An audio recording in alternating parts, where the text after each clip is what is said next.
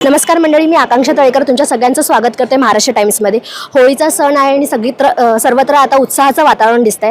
आज आपण होळीसाठी गणेश गल्लीमध्ये आलो आहोत आणि आपल्यासोबत आहेत तुला जपणार आहेची टीम. आपण त्यांच्यासोबत होळीचा सण साजरा करूया आणि त्यांच्या काही होळीच्या आठवणी आहेत का ते जाणून घेऊया. आमचा इंटरव्ह्यू चालू आहे.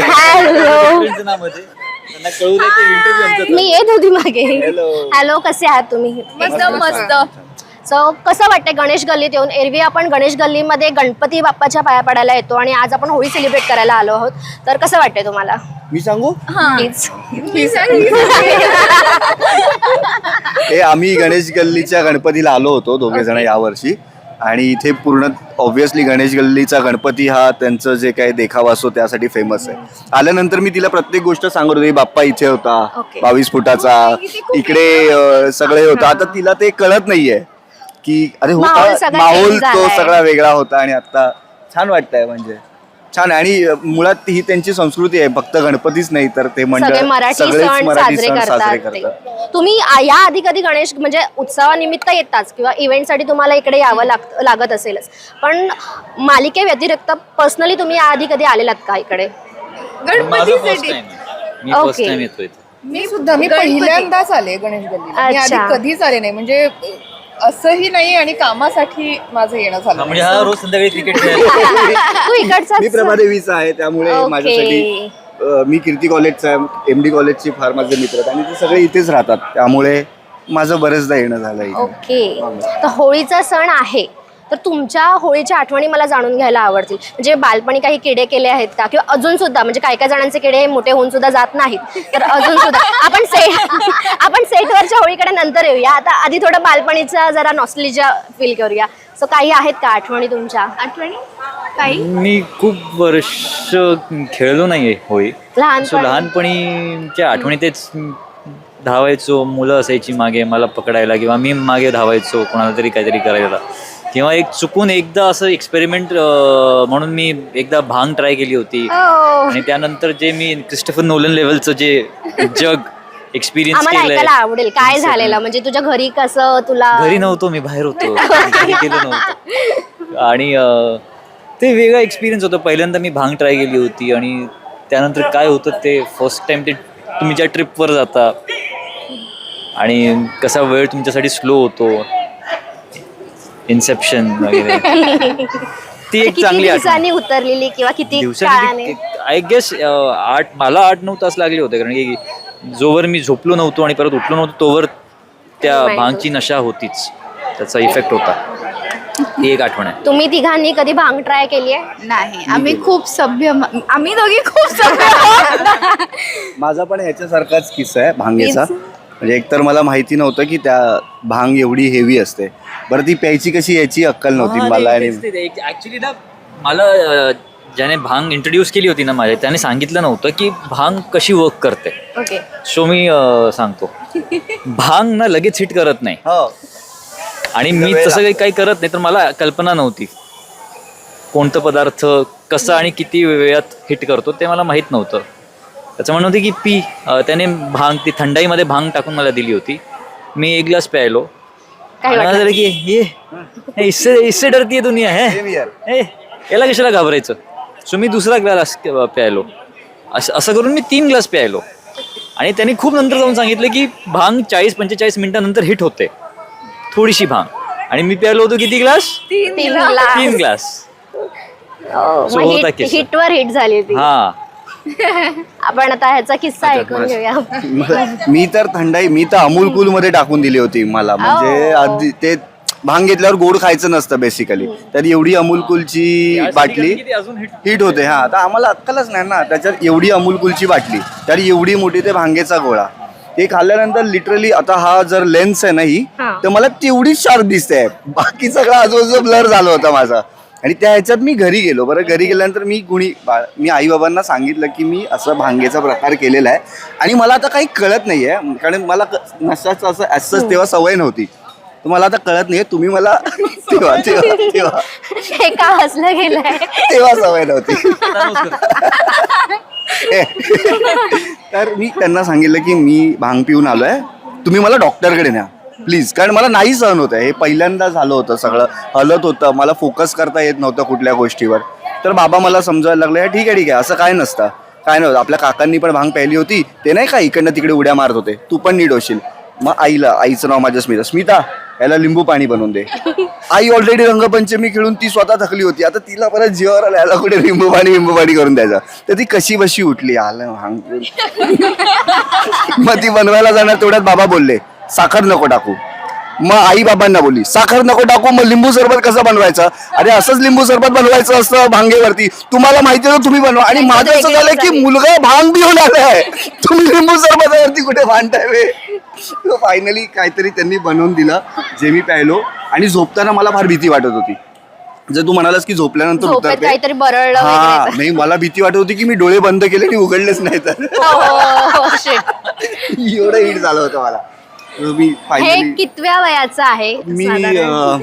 कॉलेजला असेल टीवायला वगैरे, एक Okay. 10 वर्षांपूर्वीची गोष्ट, ओके. 10-12 वर्षांची. तर होळी म्हटलं की रंगपंचमी येतात, तर असे रंग कधी म्हणजे कोणाला मुद्दामून काळा रंगच लावायचा किंवा मुद्दामून ह्याला असाच रंग, या रंगाने रंगवायचं, अंडी फोडायची, असं कधी टार्गेट वगैरे कोणाला केलंय शाळेत असताना किंवा काय तसे काही किस्से? पनिशमेंट दिले मला तर.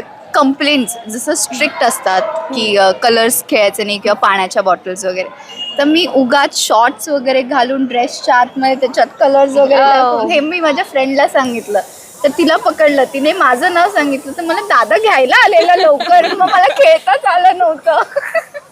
पण असं कधी केलंय का तुम्ही की होळी म्हटले की शाळेतली मुलं कशी जुने युनिफॉर्म घालून जातात, तसं हो. तुमच्या बाबतीत कधी झालंय? हो, कारण की आई तर फटकाच देणार, म्हणजे नवीन युनिफॉर्म खराब करणं हे एकदम. शाळेतली प्लॅनिंग काय होती पण पांढरं होळीची? घालून जाणं याच्यात जी काही हिंमत करतोय आम्ही, शाळेतली प्लॅनिंग काय असायची पण होळीची?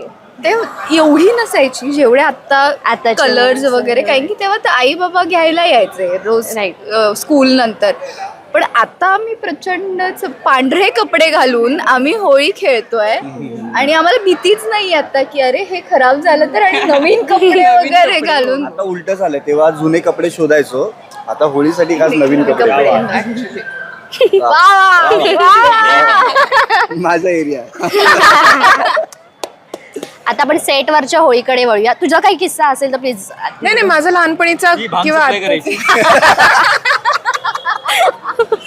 नाही अगं, माझा भांगेचा किस्सा नाहीये. मी कोणावर रंडी फोडली नाही, असे फुगे कोणावर फेकले. तू गुणी म्हणजे गुड गर्ल होती, in छान, short. मस्त अजून होळी. म्हणजे असं आम्हाला सेटवर जशी दिसतेस एकदम गुड गर्ल तशीच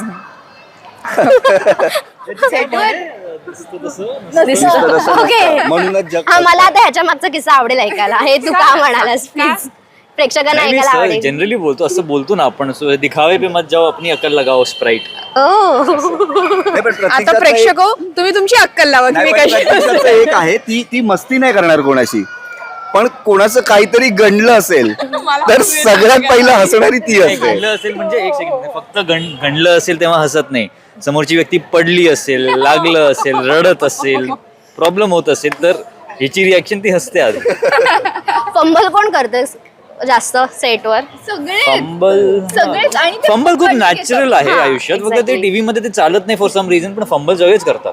पण तरी असं सेटवर काही वाक्य सिरियस बडी बडी हसतात. बडी काय कमाल फंबल करतो तो. खूप रिटेक्स होतात त्याच्यामुळे. आणि हरी पौर्णिमा ताईचा रिसेंट पौर्णिमा ताई आता तिचं कालच रोजच होतात तिचे फंबल्स, पण आता त्या दिवशी तिला रागात बोलायचं होतं की आता मी माझं खरं सिद्ध करून दाखवेन, आता मी कशी खरी आहे मी सिद्ध करून दाखवेन. आणि तिला रागात बोलायचं होतं आणि ते तेवढ्याच रागात तेवढ्याच ह्याने बोलली, आता मी माझं सिद्ध खरं करून दाखवेन. आणि सगळे हसले, आणि सगळे. आम्हाला कळत होतं की ही काहीतरी फंबल करणार आहे किंवा काहीतरी गणणार आहे, तर आम्ही रेडीच होतो की आम्ही क्या करेगी. तिचं अजून एक गोष्ट छान असते की ती फंबल करते, सगळे फुटल्यानंतर 2 सेकंद तिला लागतात कळायला काय चुकलं. फंबल केलाय. सेटवर जास्त कोणाला ओरडा मिळतो? कोणालाच नाही, सगळे गुणी आर्टिस्ट आहे, कोणालाच ओरडा मिळत नाही. आणि लेट कोण येतं? ना मी कॅमेरा लेट. कॅमेरा गोरेगावहून येतो कॅमेरा ना, तर गोडबंदरला कधी ट्रॅफिक लागलं तर कॅमेराच लेट येतो कधी कधी. आर्टिस्ट वेळेवर असतात. तुमच्या सेटवर सुगरण कोण आहे? म्हणजे आम्ही एका इंटरव्ह्यूमध्ये बघितलं तर प्रतीक्षा सुगरण आहे असं मला समजलेलं, तर प्रतीक्षा व्यतिरिक्त सुगरण कोण आहे? हा, मिलिंदजी हा ते मिलिंदजी. आता जर येतोय तो हा येत आहेत ते. ऑन द वे आहे. ओके पण तो उत्तम जेवण बनवतो आणि सगळं बनवतो. असं नाही की स्पेसिफिक मासे कॉन्टिनेंटल एव्हरीथिंग. आणि तो साधारण सांगतो मी उद्या हे आणतोय, काही आणू नका, आणि तो भरभरून आणतो सगळ्यांसाठी. इटालियन हो. आणि मग चायनीज सगळं. तो डाएटवर असला की मग डाएटच्या पदार्थांचं काहीतरी करून वेगळं तो असतं. आणतो. हो. आणि रुचकर छान हे एकदम. ठरवून बोला ना असं. मी पकडते. आता तुमच्या सेटवर प्रँक मास्टर कोण आहे? मी इथेच पहिला घेऊ का? आम्ही प्रँक असं नाही करत पण म्हणजे मस्करी करतो. हा म्हणजे जास्त मस्ती करणारा मस्तीखोर. मै बाबूजी मै हा, आणि जर हा नसेल तर ही. ओके. काहीतरी एंटरटेनमेंट मस्ती तो करतो ही राडा करते. वा वा कॉन्फिडन्स आवडला. मध्ये आल्यावर लगेच लालबागची भाषा पकडली त्या मुलाने. शांत हा असतो का हो, हो, जास्त? हो. असं का? नाही नाही हे गैरसमज आहे, खूप मोठा गैरसमज आहे. जिकडे मी कम्फर्टेबल असतो आय थिंक माझ्याहून मोठा प्रँकस्टर नसेल, पण ते तसंच आहे ना पण सगळीकडे आमच्या तुम्ही- सगळ्यांपेक्षा शांत तू तू असतो. असतोस. हा फॉर द जनरल पब्लिक ना, सगळीकडे जाऊन नाही बोलत मी तसं आहे.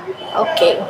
तर समजा तुमच्या टीमला कुठे पिकनिकला जायचं झालं सगळे मिळून, तर तुम्ही कुठे? ऐकताय? विलास स्पॉन्सरर तुम्ही आम्हाला कॉन्टॅक्ट करू शकता. ही प्रतीक्षा शिवणकर, हा चेतन गुरव, मी तनिष्का विषय. इंस्टाग्रामवर तुम्ही आम्हाला स्पॉन्सर देऊ शकता. तुम्हाला कुठे जायला आवडेल? म्हणजे ते तसे करतील ना. कुठे जायला आवडेल म्हणजे तुम्हाला टीमला कुठेतरी समजा प्लॅनिंग केली टीम मालिकेच्या टीमने की कलाकारांना कुठल्या तरी रूम मध्ये सोडायचं किंवा पिकनिक म्हणजे एका लॉंग स्पॉटला नेऊन सोडायचं, तर तुम्हाला कुठे जायला आवडेल? अंटार्क्टिका. तुला सांगू अंटार्क्टिका आता मला सध्या पेंग्विन्स बघायचे. अंटार्क्टिका. आम्ही इतकं शूट करतोय ना की आम्हाला एकत्र कुठेही नेऊन सोडा. आम्ही वा कुठेतरी बाहेर आलोय, शूट करत आम्ही नाही खूप प्लॅन केला ऍक्च्युली पिकनिकला जायचं आता थंडी गरम सुरू होण्याच्या आधी, थंडीच्या एंडला. पण जास्तीत जास्त आमची पोच कर्जत पर्यंतच पोहोचली. कारण एकच दिवस मिळणार आहे, त्यातही जाऊन यायचं आणि मग दुसऱ्या दिवशी परत शूटला यायचं आहे. तर कोण सोडणार असेल कर्जत पण चालेल आम्हाला, काय प्रॉब्लेम नाही. इतकं शूट करतोय ना, मला कुठेही सोडा एकत्र. शूट करू नका, आम्ही आनंदात इकडे बोलतो. इकडच्या इकडे. पण हे पण एक काइंड ऑफ ट्रिपच झाली तुमची, इथे पण हो. आलात. हो हो. आम्ही आता साधारण आणि जेवढा प्रवास दीड करून तास आपण आलोय ठाण्यातच फिरत होतो. दीड तास. हो खूप ट्रॅफिक असल्यामुळे. तर होळीच्या वेळी आता आपण थोडा एक सिरियस टॉपिकवर बोलूया. होळीच्या वेळी माणसं होळी खेळतात पण थोडाफार प्राण्यांना त्रास होतो. तर एक अवेअरनेससाठी तुम्ही प्रेक्षकांना काय सांगाल? इथे प्राणीप्रेमी कोण आहे जास्त? सगळे सगळेच असं- आहोत. आणि माझं फक्त एवढं म्हणणं आहे की काय काय माणसं तर मुद्दामूनच काही असलं तरी आपण होळी खेळूया. ज्यांचा काही संबंध नाहीये, ज्यांना त्रास होतो त्यांना फक्त बाजूला ठेवूया. आपल्याला जितकी होळी खेळायची आहे, माणसांना जितकी होळी खेळायची तितकी त्यांनी खेळू द्या आणि काय म्हणतात जपून आणि मज्जा करून खेळू द्या. पण ज्याला त्रास होतो, प्राण्यांना होतो, जसं आपण दिवाळीला पण फटाके नाही फोडले पाहिजे, थोडे फोडा. ज्या क्वांटिटीने आपण फोडतो ती क्वांटिटी जर कमी केली आणि त्याच्यात मजा केली, दॅट इज द पॉईंट. मज्जा करणं हे पॉईंट आहे. पण दुसऱ्याला जर त्रास होत असेल पण त्याच्यात मज्जा नाही आली पाहिजे, टू बी व्हेरी ऑनेस्ट. ते एक आउट ऑफ क्वेश्चन. फक्त प्राण्यांचंच नाही, म्हणजे प्राण्यांबद्दल पण बोललो, पण आता मगाशी बोलता बोलता तू म्हणालीस ना की मस्करीमध्ये अंडी वगैरे पण फोडतो. राईट. तर त्याचं म्हणजे मी स्वतः माझ्या चांगल्या मित्रांबरोबर भांडलेलो आहे या गोष्टीपासून. एकतर ते अंड एक कुठला तरी जीव निर्माण करणार असतं, स्टील आपण ते खाण्यासाठी वापरतो, परत ते खाण्याचा पदार्थ आपण वाया घालवतो. बरोबर. आणि ते आपली संस्कृती नाहीच आहे कुठेच ती. तर ते त्या गोष्टी पण टाळा जरा. हर्बल कलर आहेत सध्या, ते वापरा. छान हॅपी अशी. आपण काय म्हणतोय ऑर्गॅनिक कलर्स आहेत आता तर सगळ्या सोयी आहेत, तर ते वापरून आणि it's a चांगली, healthy होळी काय. होळी आहे ती, तर कलरने आपण छान 4 बोटं लावली तर एकदम मजा. अलीकडे तेच झालंय की कुठलेही सण जेव्हा येत आहेत ना, ते सणासारखे जी आपली संस्कृती आहे ते जपत न करता आपण ना खूप त्याला एक त्रास द्यायचं, चिडवाचिडवी करायचं, हॅरॅसमेंट करायचं, हा प्रकार इतका सुरू झालाय. मग तो प्राण्यांच्या बाबतीत असू दे, माणसांच्या बाबतीत असू दे, निसर्गाच्या बाबतीत असू दे. जितके फटाके वगैरे फोडतात आणि निसर्गाचंही नुकसानच आहे. सो त्या गोष्टी टाळून छान होळी आपण खेळू शकतो. होळी किंवा प्रत्येक सण आमचा शेफ आलाय. मिलिंद दादा आता आपल्या सोबत आले आहेत, तर आपण त्यांची होळी कशी होती, बालपणीची होळी कशी होती आणि आता सेटवरची ते होळी कशी खेळणार आहेत हे जाणून घेऊया. हॅलो मिलिंद दादा, कसे आहात? मस्त. तुम्ही कशा आहात? मस्त. गणेश गल्लीची होळी बघायला आलात, कसं वाटतंय? फॅन्टॅस्टिक. पहिल्यांदाच मी मुंबईतली होळी अटेंड करणार. अरे वा. Yes. यापूर्वी कुठे? Canada, Australia, Canada, Australia, UK. Ganesh गल्ली हा गणपतीसाठी आहे, तर तुम्ही कधी गणपती बाप्पाच्या पाया पडायला आलात? हो, तिथे? 2-3दा आलेलो आहे. ओके. आम्ही मगाशी गप्पा मारत होतो, तर सगळ्यांनी तुमचं बेस्ट शेफ म्हणून कौतुक केलंय, तर आम्हाला त्याबद्दलचे किस्से ऐकायला आवडतील. म्हणजे तुम्ही हे कोणाकडनं शिकलात, किंवा तुम्हाला आधीपासून खाऊ घालायची आवड आहे, तुम्ही कुठला कोर्स केला आहे की काय अजून? अगं मी चुकून ऍक्टर झालोय. मला खरं तर शेफ तुझी वाट बघत होतो हे वाक्य, म्हणून मी बोललो नाही मगाशी. मला खरं तर शेफ व्हायचं होतं. मला मर्चंट नेव्हीमध्ये जायचं होतं शेफ होऊन. पण समोर ते झालं नाही आणि मग मी ऍक्टर झालो की काहीतरी तरी कुक करत राहूया, ऍक्टिंग मध्ये किंवा स्वयंपाकात.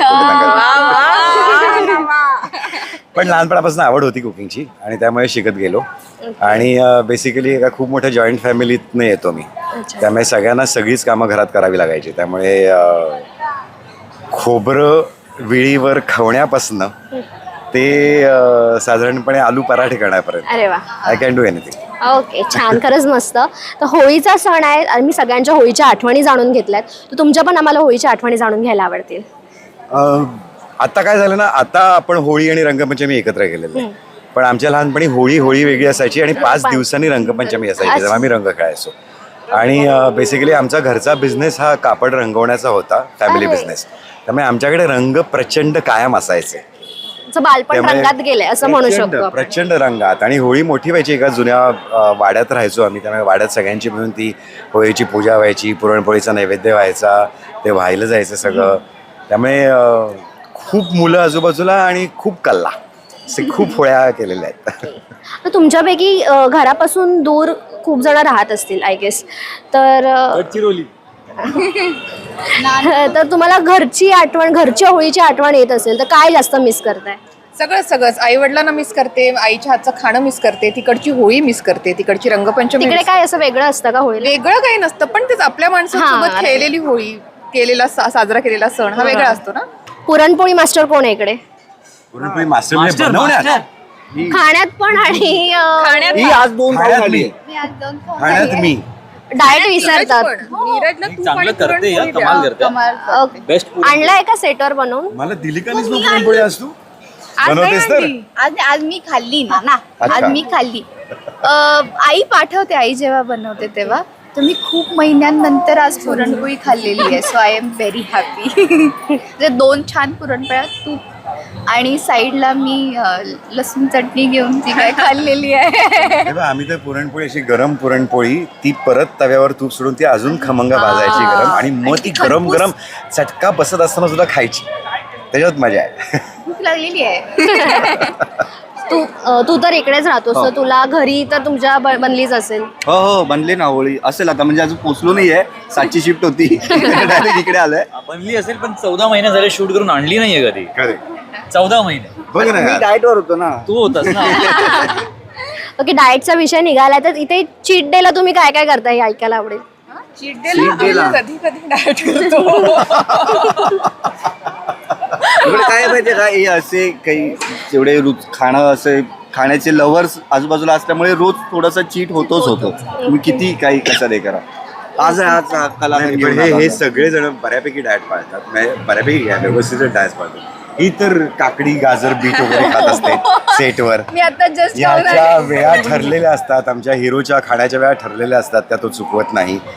चेतन बहुतेक अंड्यांवरच जगतो. करेक्ट, अंड्यावर नाही, जगतो. चेतन खूप डिसिप्लिन आहे. हा. चेतन सगळ्यात जास्त डिसिप्लिन आहे चेतन, जितकं मी बघितलंय. नो शुगर तर नो शुगर. No तो sugar. कितीही काही दे त्याला आणि त्याचं आवडीचं असू दे, तो नाही खात. शिकण्यासारखे. वाव, चेतन! ओके, सो खूप मजा आली आणि सगळ्यांना हॅपी होली. तुम्ही पण जरा प्रेक्षकांना होळीच्या शुभेच्छा द्या. बोला. तुला जगणाऱ्याच्या टीम कडून तुम्हा सगळ्यांना हॅपी होली.